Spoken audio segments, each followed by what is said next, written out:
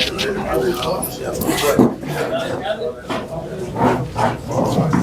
like to ask everybody to please stay here for the shiur, the special shiur in Mשיח וגאולה. It is just a day before Oilech of Zai, Oilech of Ches, which is this year Shabbos, 34 years ago, the Sikha that we just saw in the video. We have the honor today to have a Choshev German, a Shliach from the Rebbe in Westminster, Harav HaChosid, Harav Mנחem מענדל, Mרlו. He's going to give us a shiur in Mשיח וגאולה. Everybody please come sit around. Shh. Okay, shh. The microphone.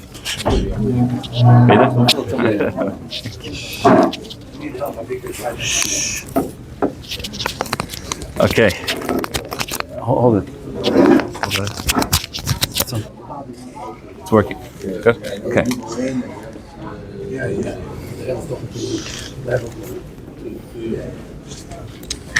So,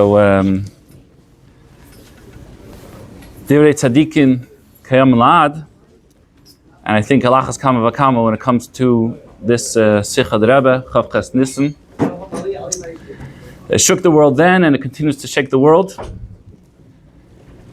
And I think one could be chayker, could wonder, how was this Sikha of the Rebbe, Chavches ניסן, in relation to the world? In what way was the presentation? Was the Rebbe coming to the world and speaking to us, so to speak, as Gzeres, Tutals was erkennt, and then Messiah is going to come, this is the Inin Ruchni? Or is this a Davar Tivi, the Rebbe is telling us, Tutals was erkennt, this is something that you're able to do taka now? What do I mean? So to bring us back into the era a little bit, so the truth is that these bituyim nifloim, these incredible expressions that the Rebbe was saying, started not just Chavches ניסן, it started earlier than Chavches ניסן, even before the beginning of the year, even already in the beginning of El Tafshin Nun. And you could see these expressions in the Sefer Besuras HaGeula, which, besides the fact that it's an incredible Sefer because you're able to go through these unique expressions from every single sikha throughout the year, but you're also able to, the Sefer has a chiba yisei neidas loy, because the Rebbe chose the name of the Sefer, and the Rebbe gave his askama for the title, by the Rebbe's name by the Sefer. And you're able to see that from the very beginning, how did it start? At that time, it was the Gulf War. And there was a chassid that found the Yalkut Shemaini that said, Amar Rabbi Yitzchak, that the time the Melech HaMashiach is coming, Ummos HaOlam, Miskarin Zu B'Zu, and the Sikha was put up on the wall of 770. They tried, apparently, to put up the same Sikha about 8 to 10 years earlier by the Lebanon War, and the Rebbe said, now's not the time for that Sikha. But this time the Rebbe saw the Sikha, and everyone was wondering what's going to happen. The Rebbe left it up. And then the Rebbe was moisif, that the Rebbe said, not only was the Rebbe mitzayin to that part of the Sikha, the Rebbe said, we're already standing at the time of Simanei HaGeula, but the Rebbe said, the Hemshech of the Yalkut Shemaini, the Shonu Rabbi Seinu, that when Mashiach comes, Mashiach is Oymid Agag Beis HaMikdash, Mashmir Yisrael, and says, Hanavim Giaz Man Geula Aschem. And you could go through Besuras HaGeula, and you could see how every single there was so many incredible bituyim that Rebbe was even mitzayin at a later sikha that Shonu Rabbi Seinu, that Mashiach is going to be Mashmir Yisrael, the same way it was done previously, that we already experienced this, and all the different Simanei HaGeula that happened at that time. And then 7-8 months later, Chavches ניסן, the Rebbe drops the bombshell on us. And then if we weren't going crazy before, then we started to go crazy. And in Parsha Shemini, the Rebbe didn't give us too much clarity. The Rebbe was waiting for something. But the Rebbe reminded us that Mashiach is supposed to be a chayv on every single person to bring the Geula. Nobody could say that I'm exempt from bringing the Geula.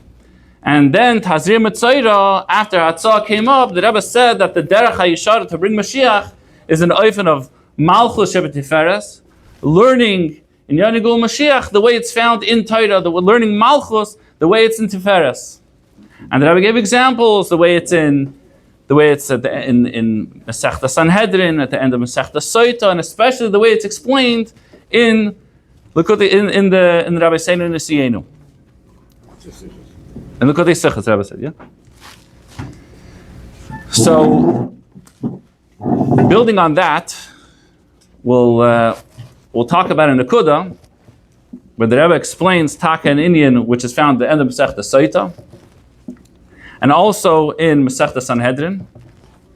In the Mishnah at the end of Masechta Soita, it says, and it's also, I think, in Indian Shazman Grama with the elections and everything that's happening in the world. At the end of Masechta Soita, the Mishnah says that when Mashiach comes, that Hamalchus Yishapech Leminus, that the kingdoms, the government is going to turn into heresy, it's going to be apikursus. And this is also mentioned in the Brais and Sanhedrin. And I can't, not directly related to the topic, but there's also another one of the Simanei Geula, both in Sait and Sanhedrin, that Pnei Hadar, Pnei HaKelev, which I always like this vart, a vart from that said B'Shem Rabbi Sol Salanter, that what does it mean Pnei Hadar, Pnei HaKelev? He says, how does a Kelev, when he's walking with his master, when he's walking with his owner, so you see that the dog is walking ahead of the owner. So you would think that the dog is leading the owner. The dog is running ahead. But as soon as it comes to a point where there's a fork in the road, all of a sudden the dog turns around, the dog wants to see, where does the owner want to go? So the dog looks like it's leading the owner, but really the owner is leading the dog. And he said that's what it means, Pnei Hadar ke Pnei HaKelev, because you have Pnei Hadar are referring to the leaders, the Pnei Hadar, and the leaders of the generation are just like a Kelev, that they stand in the front as if they're leading us, but really they're looking behind and they want to see what everyone else wants them to do. They're not real, we don't have real leaders. So, also regarding the leaders, it says, Hamalchus Yishabach Leminus. And like I said, it's in Soita and Sanhedrin. But in Sanhedrin, it continues. Mesayel Rabbi Yitzchak. Rabbi Yitzchak also says that Ein ben David ba ach hamalchus yishabach leminus. Amar Rava. Rava says, Mikra. What's a pasuk? What's a pasuk that a malchus has to turn into minus in order for Mashiach to come? A pasuk from next week's parsha. So it's also in Shazman Gram, a parsha Tazria, that we're going to be starting to lay in parsha Tazria, Shabbos Mincha on Chav Ches Nisan. What's the pasuk? Kuloi lavan taharhu. Is that the pasuk? I forgot my notes. Yeah. Kuloi lavan taharhu. And this pasuk is showing us that if it's kuloi lavan, if you already have the entire government if you have some governments that are already apocorsis, that are heresy, then okay, it's not a simon. But if kol hamalchios tishabech leminos, then you have already a simon of guloi, kuloi lavan taharhu. That's when Mashiach is going to come. So the Maharal, in his Chidushei Agados, he explains this Gemara very interesting. The Maharal wants to know what's the shaychus with taras as a simin with the fact that when the governments are going to be mishabchim the minos, that's when Mashiach is going to come. So the Maharal says that in of taras, in of misa, like we find by when Miriam had taras and Aaron was speaking to Moshe Rabbeinu, right? That Rashi says over there, taras nechshem kames. The in of taras is the in of misa. So the Maharal says that the reason why it's the in of misa, it's because shaloik if you say there ha'olam. Taras is not supposed to be something that's over there, that's in a person's body. So therefore, you're changing the olam, so therefore it's the in of misa. However, says the Maharal, in order for Mashiach to come, there has to be an inna hischadshus. Almost, I guess, like rikavan hagarin, that a seed, when it goes into the ground, in order for something to grow, it has to fully decompose, has to rot, and then something's able to grow out of it. The Maharal says, in order that should be hischadshus, then there has to be the shinoi b'tava ha'ilam. So once you have the inyan of taras and kol haguf, and it's already an inyan of teva, it already, this shinoi, this hesed, it became kulei nifsad. It totally rotted. Then it's already time for his chadshus. And then you're able to bring something new. So too, because the Maral says, because when Mashiach comes, the whole world is going to have to change. It has to go through this shift where it's kulei nifsad, a total shinoi b'seder ha'olam, and then Mashiach is able to come. And the Rebbe builds on this vart and takes it even further. Which will bring us back to our Chakira, is the Sich of Chavchas ניסן, is it an inyan of Gzeres HaKasav, or is it an inyan of Davar Tivi? So the Rebbe looks at the Pasuk. What's the whole Pasuk? V'ra HaKoyen, V'hine Kisa Nega Es Kol B'Sarai, Kuloi V'tiaras HaNaga, Kuloi Lavan Tarhu, if I'm quoting the Pasuk correctly. In other words, the situation was, they had a person that had tzaras, and he came to the Kohen, and the Kohen said he's tamei. And then the person came back to the Kohen, and this time the tzaras wasn't just on one part of the guf. The tzaras took over the person's entire guf. This time, since it took over his entire guf, kulai lavan, now it's going to be taharhu. So the Teres Kohanim says on this, that this is only if parcha, if this expansion of the tzaras came from a person who's tamei. If it was parcha from a person who's tahor, if a person came to the kohen for the first time, and this time the tzaras was covering his entire body, since the person was tahor initially, so then the person is still going to be considered tamei. That's what Teres Kohanim, and Teres Kohanim says the diuk is from the pasuk that tahor who. This person is going to be tahor, because in this scenario is when the person is going to be tahor. But Rashi doesn't mention that. But it's on Pshut Mikra, it's on the words of the pasuk. So why is that? The Rebbe explains that the Rashi, according to Pshut Mikra, Aderech Halacha, according to the Teres Kohanim, it's taka specific. It's only in this case. Why? Because if you have tzaras in one part of the body, and the person's tamei, then for sure if you have tzaras in a person's entire body, the person's going to be tamei. Elamai, it's a gzeres hakasav that specifically in this situation is when the person's going to be tahor. Rashi doesn't learn like that. Rashi says no. Why is a person going to be tahor? Because when is it going to be tzaras? It's going to be tzaras if it's a nega, if it's something that a person's not supposed to have on his body. But if a person is now full of tzaras, now this person's teva is now to have tzaras. So the person has a new teva. So Rashi says it's not a gzeres hakasav, it's a svara, it's a milsa b'taima. Now this person is not considered as if he has tzaras.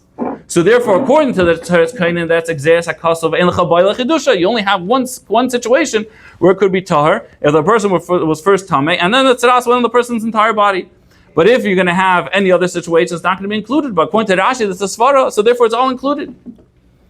Says the Rebbe, according to this, we have two understandings of the Gemara. The Gemara said, like we said before, the Ein Bet David Ba Ashet Tishabach HaMalchus Leminos.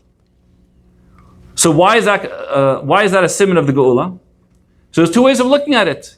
Either that the world got so bad that the entire world was Nishabach Leminos, so therefore Ein Lon Al Mili Yishayin, like the Mishnah says, El Alavinu Shabbat Shamayim. So therefore the Eibishter has to bring the Geula because we hit rock bottom. Now that the entire government is heresy, so now the Eibishter has to take us out. Or you could learn it a different way, that actually, tishabech ha-malchus leminus, that the concept of malchus, that any other malchus in the world besides for Hashem's malchus is considered a minus.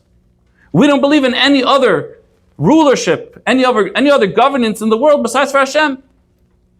And that's what it means. And that's where the Yidden are going to be believing in the Eibishter, and they're going to be rejecting any other sort of malchus.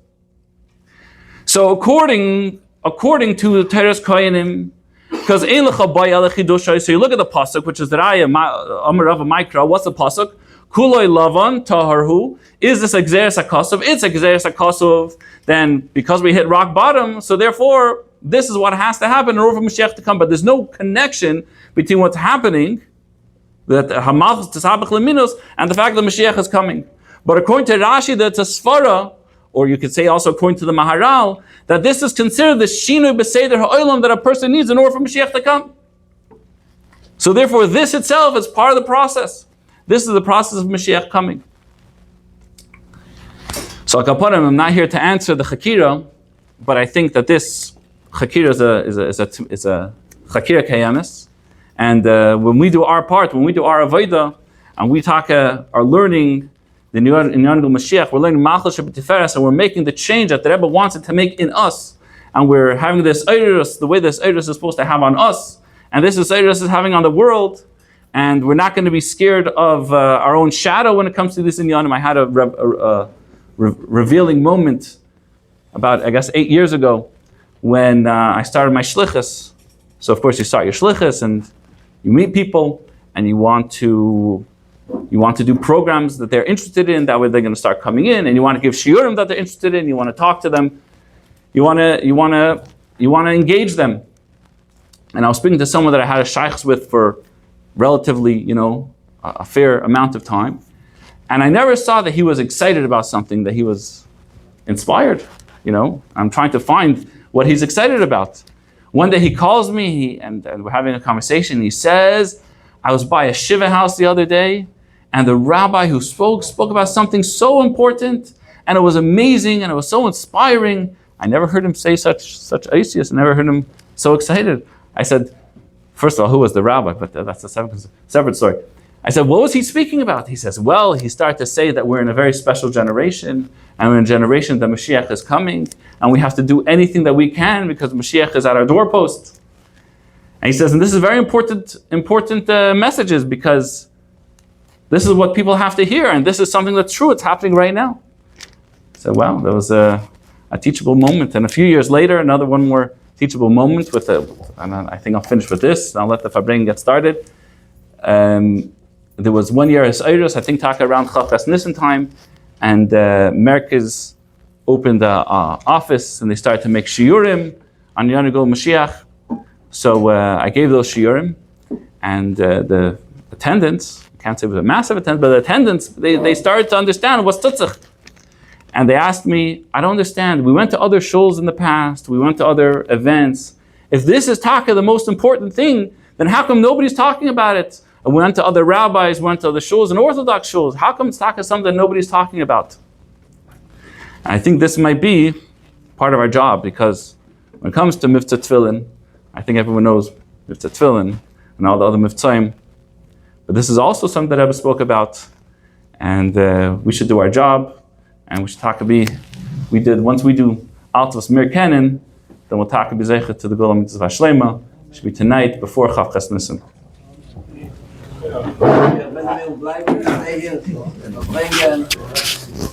Everybody doesn't stay. Zog l'chaim.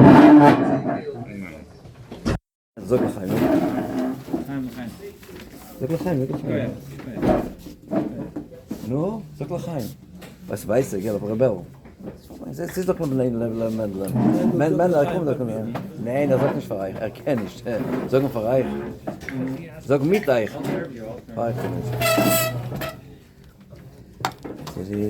Der Riker soll sein Meister Pale. There's a shiur every